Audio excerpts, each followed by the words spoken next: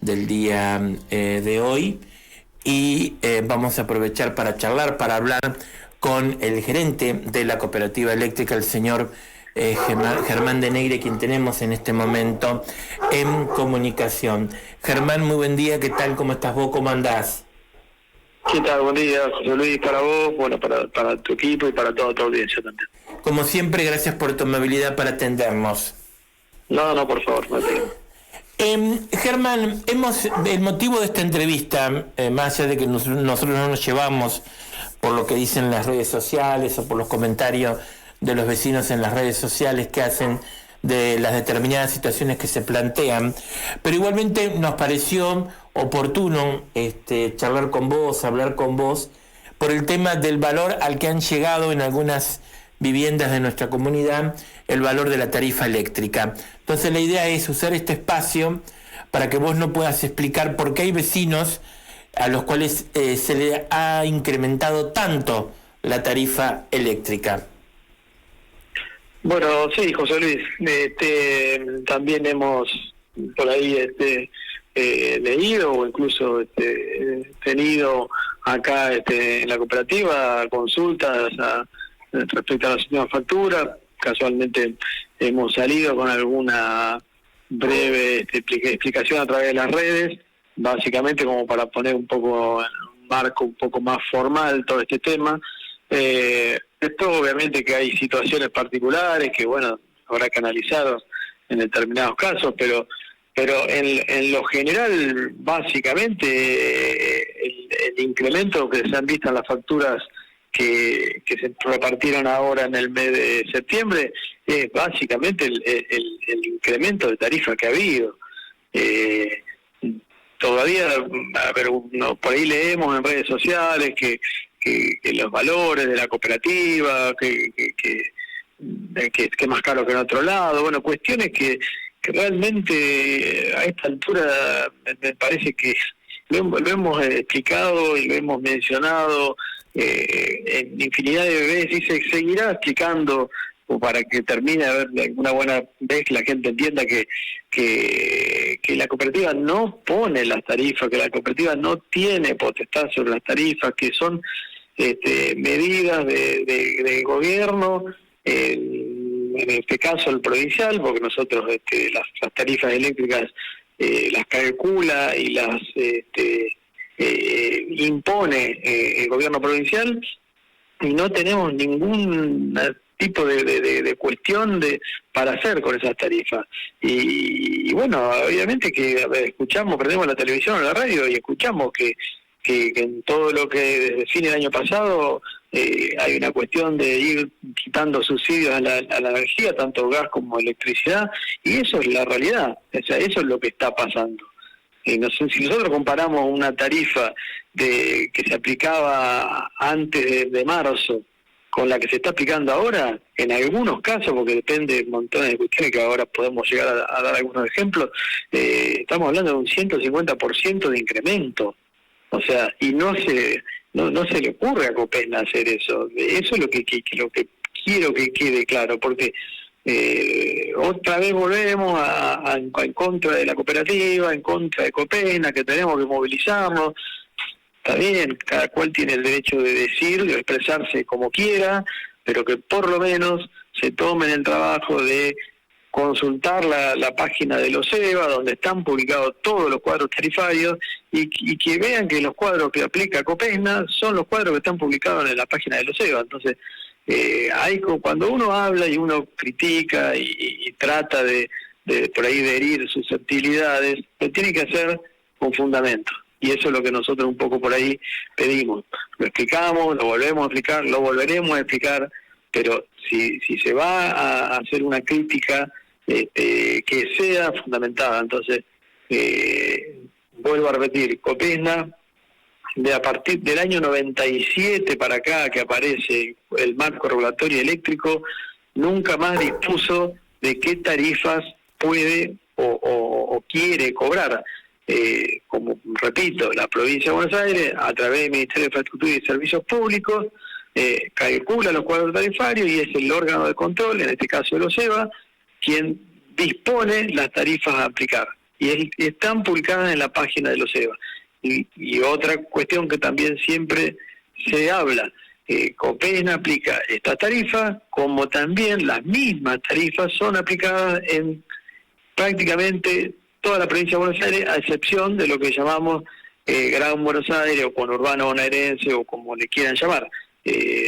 Después, todo el resto de la provincia de Buenos Aires tiene las mismas tarifas, más allá que se dividen en tres grandes grupos, área norte, área sur y área atlántica, que son muy parecidas entre sí, pero por ejemplo, el área norte, en la cual está Copesna, está Navarro particularmente, es la misma tarifa que aplica Mercedes, que aplica Lobos, que aplica Chivilcoy, que aplica Pehuajó, que aplica Trenquelauquen, Luján, y bueno, te puedo nombrar infinidad de localidades más que aplican la misma tarifa.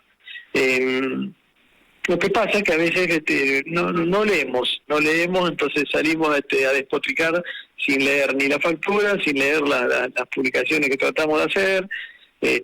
También hay una cuestión de segmentación, eso también es muy importante y lo hemos hablado en varias entrevistas, pero lo volveremos a repetir.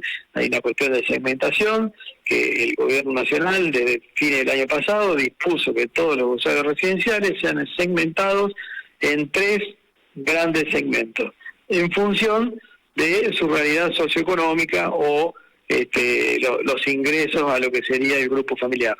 Ahí tenemos un nivel que es N1, que lo podemos identificar en la factura, que es el nivel de altos ingresos, que tiene una tarifa hoy prácticamente sin subsidio y por supuesto mucho más elevada que los otros segmentos. Después está el segmento N3, que es el segmento de medianos ingresos, y el segmento N2, que es el segmento de menores ingresos. En este orden, digamos, de mayor a menor, son la cantidad, digamos, la diferencia de precio. El N1 es el más caro, el N3 es el intermedio y el N2 es el más barato. Y a su vez también está la tarifa social, que incluso está por debajo de estos valores. Pero también hemos hablado y lo hemos publicado en infinidad de medios, que se realicen las declaraciones juradas en la página argentina.gov.ar, porque quien no realiza la declaración jurada es encuadrado en el segmento N1, es decir, altos ingresos, y bueno, ahora que nos llegan las facturas, nos agarramos la cabeza. Entonces, por favor, Germán, ¿podés volver a repetir? Sí. La idea es, a través de la entrevista, fijar conceptos. Me gustaría que vuelvas a repetir con respecto a la quita de subsidio, a lo que dispone el OSEVA como órgano de contralor, con un ejemplo o dos ejemplos en cuanto a lo que tiene que ver con la tarifa del vecino o la vecina, más que nada no residencial, digamos. Sí. Bueno, mirá, a ver, acá tengo algún ejemplo como para puntualizarlo. Como decíamos, hoy tenemos la tarifa residencial dividida en tres grandes segmentos en función de la declaración jurada que hizo cada uno en la página de argentina.gov.ar. Hay una cantidad importante de aproximadamente 2.000 usuarios que no hicieron la declaración jurada y por ende fueron instaurados en el segmento N1, que es de altos ingresos. Como para darte el ejemplo, hoy ese segmento, para estar en el segmento N1, el grupo familiar debe tener un ingreso alrededor de $1.000.000. O sea que es un segmento realmente para la economía de Navarro de un ingreso alto. No debería haber 2.000 usuarios residenciales en el segmento N1, segura, porque no creo que haya en Navarro 2.000 casas en las que ingresa $1.000.000. Pero bueno, a ver, son estadísticas que nosotros sabemos que no condice con la realidad, pero bueno, lo cierto es que hay 2.000 usuarios residenciales que están encasillados hoy en el segmento N1, que es el más alto. Entonces, ahora cuando llega la factura, obviamente nos agarramos la cabeza. Como para darte un ejemplo, un usuario residencial que consume 350 kilovatios, que es un consumo morigerado, digamos, para una casa de clase media. No sé, yo para dar un ejemplo, en mi casa gasto alrededor de 300 kilovatios. Bueno, este ejemplo lo hice con 350 kilovatios. Paga, en el caso de si tuviese tarifa social, 4.900 pesos. Estoy hablando de valores finales con impuestos. Si están en el segmento N2, que es el segmento de menores ingresos, 7.380 pesos. Si está en el segmento N3, que es el de medianos ingresos, 8.670 pesos. Y si está en el N1, fíjate que salta 18.000 pesos, o sea, el doble. Entonces, muchos de los reclamos que hemos tenido son personas que están en el segmento N1, y hay que ver por qué están. Si es que hicieron la declaración jurada y le correspondía, bueno, si ganan 1.000.000 de pesos, pueden pagar 18.000 tranquilamente. Pero si están ahí porque no hicieron la declaración jurada, porque seguramente la mayor porción de personas, obviamente se van a encontrar con una tarifa muchísimo más alta. Y ni hablar, supongamos que usa la electricidad o para calefacción o un termoeléctrico, que estos 350 kilovatios pasan a ser prácticamente la mitad de lo que puedan llegar a gastar. Estamos hablando de factura de 40.000 pesos. Entonces, es un monto importante, pero el usuario es responsable también de hacer las cuestiones que venimos ya hace prácticamente un año hablando del tema de la segmentación, y evidentemente no logramos de que esa porción de personas que hoy están en el segmento N1 y deberían estar en alguno de los otros dos, o en N2 o en N3, no logramos que lo haga. Ahora, cuando la semana pasada o la anterior estuvo gente de la Secretaría de Energía allá en el Fortín, bueno, ahí hubo, evidentemente que llegan mejor ellos que nosotros, hubo algunas declaraciones juradas. Bueno, veremos ahora cuando los primeros días de octubre llega el padrón nuevo, veremos si esos 2.000 usuarios de N1 se bajaron, ojalá, o porque a ver, a Copesna le da, no económicamente no le influye en nada aplicar una tarifa del segmento N1, N2 o N3, porque en definitiva Copesna vende a lo que le dice la provincia para cada uno de estos segmentos, y también compra la energía dependiendo de los segmentos que lo vende. O sea, no le implica ninguna cuestión que venda en N1 o en N2, en definitiva. Pero eso es lo que quiero que quede claro, ¿no? Bien, vuelta a repetir, Germán, así queda claro el tema. Entonces, para que el vecino o la vecina que lo está mirando o escuchando en este momento lo interprete, OSEVA es quien, OSEVA o la provincia o los organismos provinciales o el Ministerio de Economía de la provincia de Buenos Aires son los que dictaminan o determinan el valor de las tarifas y cómo están divididas por segmentos o por áreas la provincia de Buenos Aires, y son ellos los que ponen los precios. Exacto. La provincia de Buenos Aires, vamos a globalizarlo en digamos, en el foco del gobierno de la provincia de Buenos Aires, porque en definitiva son no ministerios o secretarías, pero es el gobierno en sí el que toma esta decisión en función de los costos. A ver, esto también es en función de los costos de la energía a nivel mayorista, o que los dispone Nación. Entonces, Nación dispone precios mayoristas de energía, provincia calcula los cuadros tarifarios y emite las resoluciones respectivas, y las distribuidoras tienen que acatar esos cuadros tarifarios y implementarlo en cada una de sus jurisdicciones. Eso es así.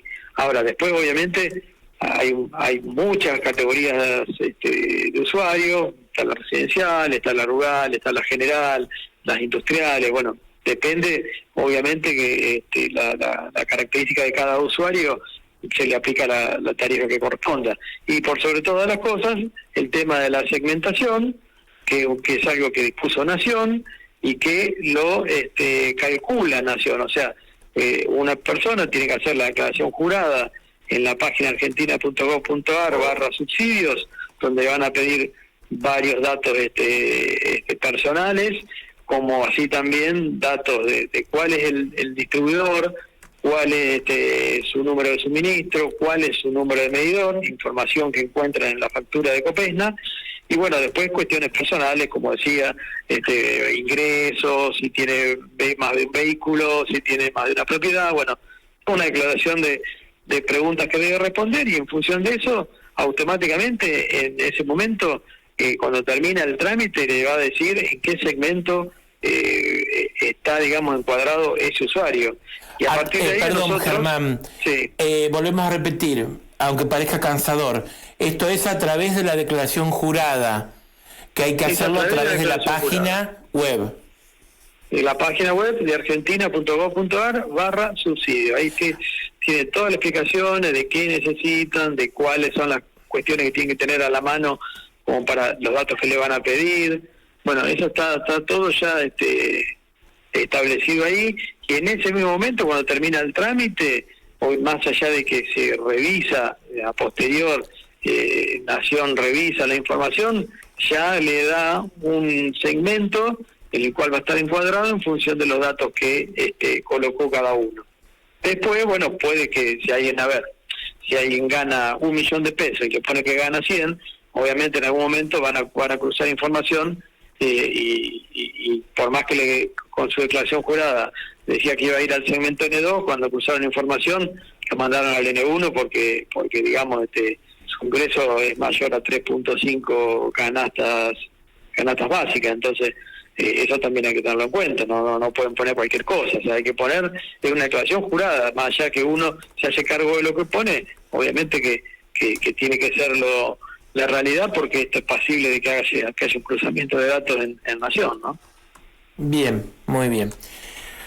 Bueno, no sé si hay alguna otra manera de explicar lo que has comentado, si querés volver con algún ejemplo, si hay alguna indicación que podamos dar a través de algún comentario tuyo para, digamos, definir el tema y pasar a la cuestión que me interesa preguntarte, Germán, que es el otro tema, que son la instalación de los transformadores. Mira, a ver, José Luis, lo seguiremos explicando las veces que sea necesario. Lo que yo pido que la gente, que el usuario haga su trabajo, que sea responsable de sus actos, que haga la declaración de jurada que corresponda, que se tomen el trabajo de verificar que los cuadros que aplica Copesna son los que están publicados en el OSEBA, y también, algo que no dijimos, tener en cuenta que en las facturas que llegaron en este mes, que en el mes de septiembre, estamos hablando de consumos que seguramente incluye días de junio y algunos días de julio.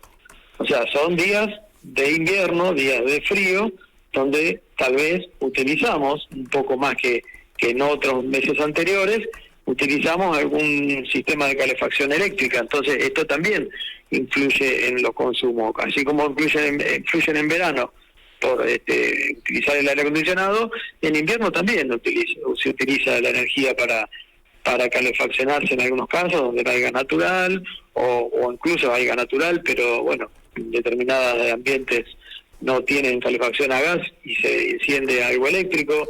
Eso es normal y habitual en estos periodos. Entonces eso también puede ser que se estén juntando dos cuestiones: primero, el incremento de consumo, y segundo, la aplicación de los últimos cuadros tarifarios que tienen vigencia a partir de los consumos del 1 de junio, que tuvieron un incremento que va desde el 15 al 50% en este último tramo, y eso también incide considerablemente. Entonces yo entiendo que la cuestión está muy complicada, que obviamente recibir una factura de 20, 30, 40 mil pesos es una locura, pero bueno, lamentablemente nosotros no tenemos herramientas como para modificar eso.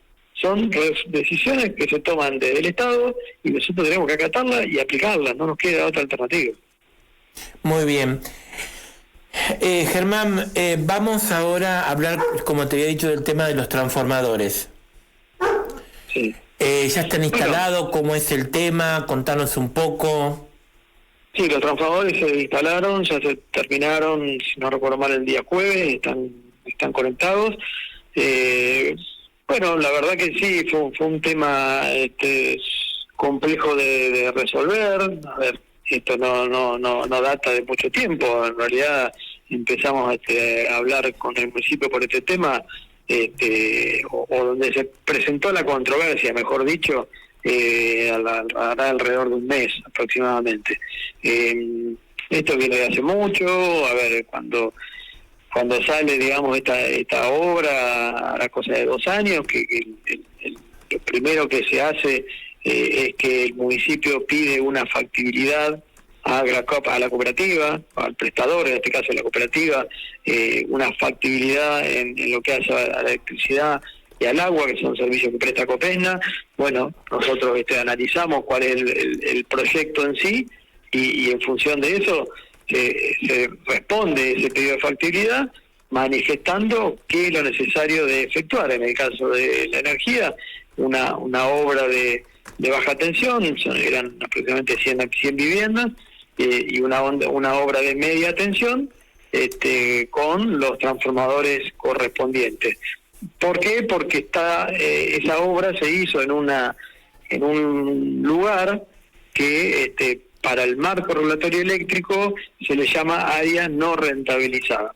Cumple determinadas características de superficie, de distancia y demás, que se lo llama área no rentabilizada. En función de eso, entendemos que quien es el desarrollador, o si hablamos de un loteo privado, bueno, el loteador es quien debe afrontar todo el costo de la infraestructura eléctrica. Bueno, asimilándolo en el caso de un desarrollo de un barrio, llamémosle nacional, provincial o municipal, entendíamos que era el mismo desarrollador quien debía afrontar el costo de toda la obra.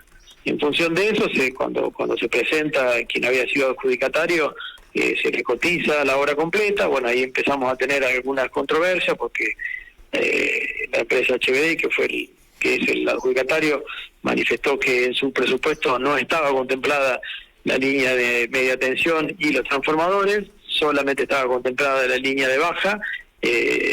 Bueno, ahí empezamos a tener indicios de que iba a haber algún problema, y bueno, llegamos hasta hace un mes atrás, donde empezamos a tener,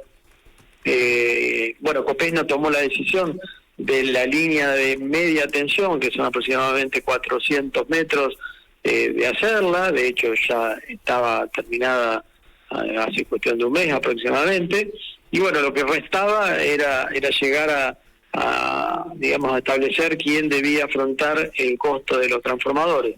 Y bueno, y ahí que se hicieron consultas, incluso se hicieron reuniones conciliatorias en el organismo de control, en el OSEBA, y el OSEBA mismo en su informe, que lo pueden ver también en la página web, que está como una noticia, en función de la información que le presentaron las partes, bueno, entendió que había una partida que digamos que esa obra contemplaba una partida para afrontar el costo. Lamentablemente esa partida no fue suficiente para afrontar esos costos, y quedaban afuera los 2 transformadores. Y bueno, por una normativa que el marco regulatorio diría, esto lo pongo potencial, que debía afrontarlo la distribuidora. Bueno, es así que, bueno, obviamente un transformador de lo que va ahí cuestan en el orden de los $20.000 instalado. Entonces, fue una complicación que en definitiva se llegó a un acuerdo con el municipio. El municipio tenía una serie de materiales eléctricos, incluso en nuestro depósito, a resguardo, y bueno, se firmó un convenio donde el municipio cedía estos materiales eléctricos a cambio de uno de los transformadores, y el otro transformador lo asumía la cooperativa. Es así que se firmó eso, ahora cosa de 10 días, si no recuerdo mal. Sí, fue el jueves 14, si no recuerdo mal, que se firmó ese acuerdo. Y bueno, seguidamente se pusieron a trabajar los muchachos y poniendo los transformadores, y ya te digo, el jueves de la semana pasada, el 21, estaban los 2 transformadores instalados y todo todo digamos listo como para que bueno, sea electrificada toda la obra. Así es como ocurrió, y bueno, así es como que narro, porque que hemos escuchado infinidad de versiones, pero bueno, esta es la versión oficial de Copesna y la realidad de cómo acontecieron las cosas. Ahora, pregunto, ¿no? Van a posiblemente inaugurarse más casas en algún momento. Viste que siempre se habla, Germán, de que las industrias en Navarro no se instalan porque la cooperativa no tiene energía o no tiene para proveer energía, ¿no? Ahora, sí. Yo digo, esto no se puede organizar, no se puede planificar entre cooperativa, municipio, si queremos consejo deliberante. Hay que reformular o poner en vigencia un nuevo ordenamiento territorial, pues ya estamos hablando de una expansión de Navarro y de cuestiones que son más profundas. No, por supuesto que sí. A ver, esto debería haberse analizado con mucho tiempo ante antelación. De hecho, nosotros venimos dando aviso de esta situación, no solamente en la parte eléctrica, sino también en el agua potable. A ver, hace más de un año que se viene hablando de este tema. Entonces ahora llegamos a situaciones que ya son límites y la gente entendemos que necesita que se le entreguen esas viviendas, pero no podemos hacer responsable a Copesna de una cuestión que Copesna no puede manejar. Vos imaginate que hay proyectos ahora, no sé, no recuerdo, voy a decir un número que no sé si es exacto, pero hay proyectos alrededor de casi 400 o 300 y pico de viviendas más, que Copesna tiene que afrontar todas las obras de infraestructura eléctrica o de agua potable para esas 400 viviendas. Entendemos primero que no tiene Copesna la posibilidad de hacerlo en este momento donde la situación es complicada para todos, y segundo que si esas obras contemplan otras obras de infraestructura, como puede ser el asfalto, como puede ser el alumbrado público, como pueden ser las cloacas, y bueno, se me puede estar escapando alguno, en algún caso el gas natural, y ninguna de estas empresas pone, digamos, invierte su dinero para estos servicios, ¿por qué siempre Copesna es quien tiene que afrontar el costo? Copesna en definitiva es de todos los usuarios, de todos los socios de Navarro. Acá por supuesto que, a ver, nadie está en contra de que se hagan las casas que se necesitan, ojalá sean muchas más, pero si es una decisión política de Estado hacer esas casas para poderle dar la posibilidad a la gente que no dispone de una casa, que también se afronten los costos de infraestructura que haya que hacer. Eso es la postura de Copesna y la preocupación que tenemos, porque esto no termina acá. Seguramente ahora tendrá que ver cómo se resuelve la cuestión del agua potable de ese barrio, como los otros que se están construyendo y los otros que están en estado de proyecto, o no sé en qué estado puntual están hoy, pero hay un montón de viviendas que están proyectadas que ojalá se hagan. No, nadie está diciendo que no se hagan, pero que el Estado, que tiene la decisión política de hacerla, que afronte todos los costos y no que ponga en los hombros de Copesna los costos de infraestructura de energía eléctrica y de agua potable, porque no lo puede hacer Copesna. Y si no, tiene que salir, no sé, a reforzarse o a pedirle plata al usuario en una cuota capital para poder afrontar todas esas obras que se vienen. Entonces, es complicada la situación, pero bueno, a veces aparentemente no se quieren entender o no se quieren escuchar estas cuestiones. Bien, Germán, como siempre, muchísimas gracias por tu tiempo. Creo que hemos hablado de las cuestiones de las dos cuestiones, mejor dicho, que a mí más me preocupaban. Y como dijiste hace un rato, cada vez que haya que aclarar algo sobre el tema de la cuestión tarifaria de la cooperativa, lo volveremos a hablar tantas veces sea necesario. Sí, cómo no, José Luis, a tu disposición y bueno, mientras sea para aclarar todas las cuestiones que a veces se enredan por distintas versiones, mientras sea para aclarar, yo creo que lo mencionaremos y hablaremos las veces que sean necesarias. Que sean necesarias. Nuevamente, Germán, muchísimas gracias por tu tiempo. No, por favor, gracias a vos, un saludo. Gracias, chau, chau. Bueno, así pasaba entonces en la